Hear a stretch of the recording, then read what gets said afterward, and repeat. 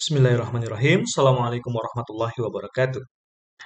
Bapak, Ibu, kawan-kawan, para peneliti muda gitu ya, yang sedang menyusun publikasi, artikel, ataupun tesis, skripsi, dan karya ilmiah lainnya.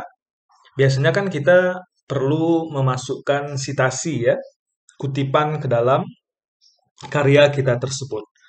Nah, kesulitan orang-orang biasanya adalah bagaimana mencari referensinya, kemudian mengorganisir penulisan sitasi tersebut, dan sekaligus juga membuat daftar pustakanya. Nah, sudah banyak yang kenal tentu ya dengan yang namanya Mendeley atau Zotero gitu ya, atau reference manager yang lainnya. Dan saya juga sudah memakai Mendeley ini lumayan lama. Dan biasanya kita bisa langsung search literatur ketika kita terkoneksi dengan internet melalui aplikasi Mendeley desktop kita. Tapi, nah ini ada tapinya ya. Tapi akhir-akhir ini karena saya pakainya ini versi lama gitu ya dari Mendeley desktop, kemudian ada update kemarin sehingga hilang bagian literatur search-nya di sini. Mungkin saya yang tidak tahu cara menampilkannya. Kalau ada teman-teman, Bapak Ibu, kawan-kawan yang tahu caranya, silahkan eh, di kolom komentar ya. Bisa juga membuatkan tutorialnya ataupun menyampaikan kepada saya. Tapi intinya, saya kehilangan literatur search-nya di bagian sini. Nah, karena itu, kita cari di internet, kita temukan bagaimana eh, melakukan hal yang sama tapi melalui browser. Jadi kita klik dulu Mendeley di Google ataupun di Microsoft ini, lalu kita klik download ini ya, Mendeley Desktop. Jadi ada ini New Mendeley Reference Manager yang bisa kita install. Lalu kita download. Saya telah download, lalu ini hasilnya. Yap, terus kita install. Klik finish. Dan kita coba jalankan New Mendeley ini. Jadi dia tentu sinkron terlebih dahulu ya dengan akun saya yang sebelumnya. Kita perlu daftar lagi. Saya daftarkan terlebih dahulu. Nah, setelah kita login, ini tampilan dari akun Mendeley kita ya. Lalu, ini New Mendeley itu, Reference Manager yang baru. Kita bisa klik Tools dan Search for Articles Online.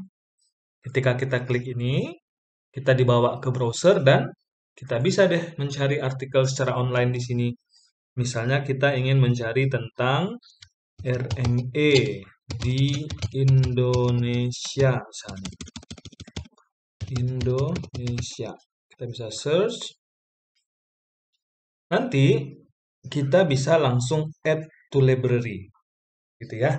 Misalnya yang ini kita bisa langsung add to library dan dia akan langsung masuk ke ini kita.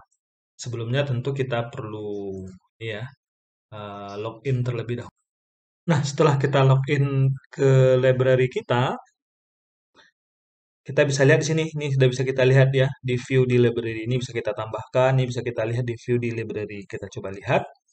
Dia sudah ada di library kita.